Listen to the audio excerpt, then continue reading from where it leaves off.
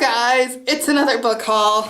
Every second Tuesday of the month in the library in Ypres, they host a taalabend, which is where I can go to speak Dutch, although I normally end up speaking English. But at the library, they have this beautiful little armoire where you can put books in or you can take books. And if you've ever wondered, gee, Kathryn, how do you get all these books? That's how I get it. I love it there. I love it. I love free books, guys. I don't care that these books are old and like from the 80s or 70s, or just they're awesome because they're new to me, and we're gonna review them. Like this book. I am so excited because this is a Danielle Steele book, and I love her books because they're romantic and loving. And can we just look at this picture? Like, she's with a horse. I write romance things, and I feel like I need to go and get a picture next to a horse, because that's such a cliche with romance authors, is that like we all have to own horses. I don't own a horse. I don't like horses. They're mean. The only bad side to this is that she is an English author, or she might be American. Not sure, but this book is in French, and it's also annoying because the title is Loving, but like, yeah, it's in French. Also, just to like, you know, the French teachers out there who are always like, the literary tenses are only used in Old French literature. Bam!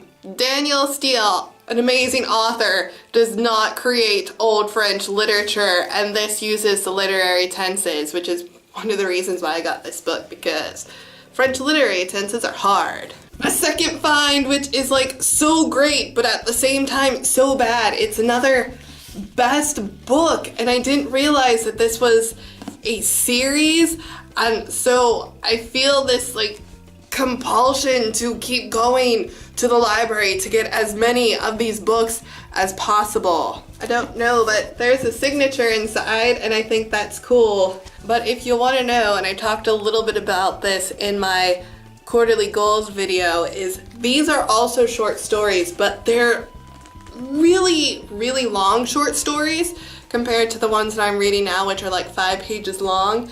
And once I get through that book, these best book series is what I want to get through next. But they're in Dutch, and I'm not gonna lie, I'm a bit intimidated because like I get really frustrated when reading in Dutch because sometimes it's difficult. But we're gonna get it.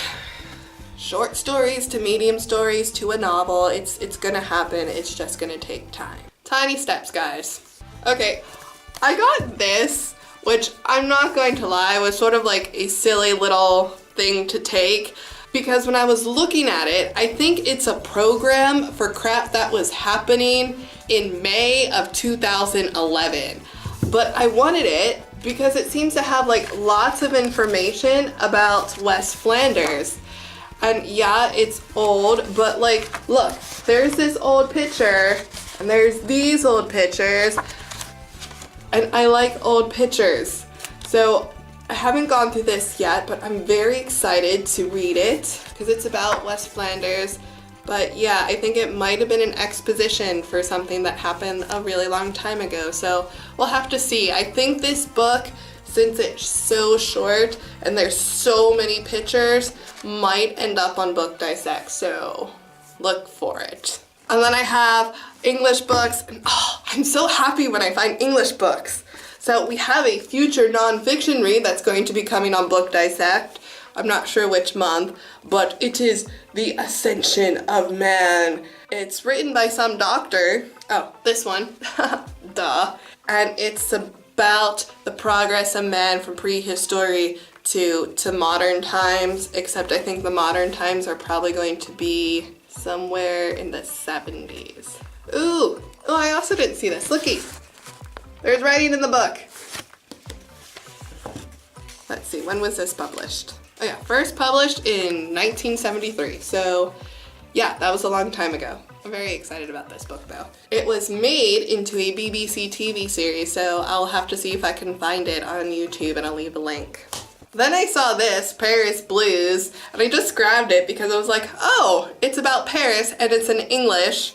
I speak English, I lived in France, it'll be great, except this is like a really old book. And let's just look up the publication date. When was this published? 1957.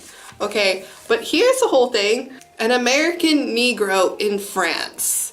And I didn't read that until I got home, and when I did, I was like, ooh, like, this is an old book, because I think, like, you're not allowed to say that word anymore. Like, I think it's bad.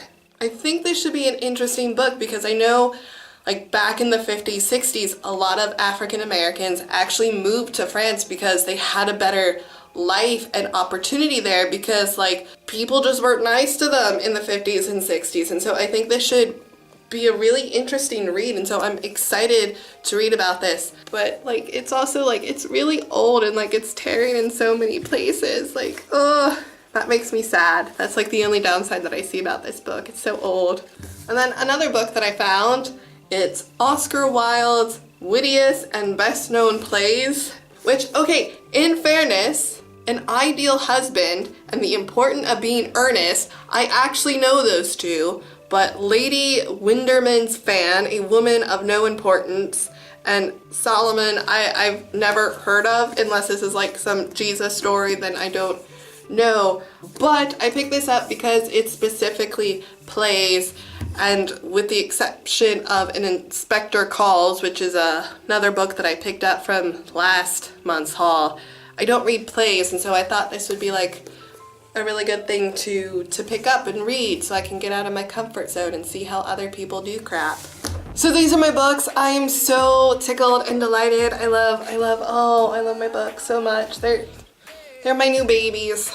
I'll talk more about them in my blog, which you should check out, and I'll leave links if I can find links to the stories so that you guys can read them if you're interested.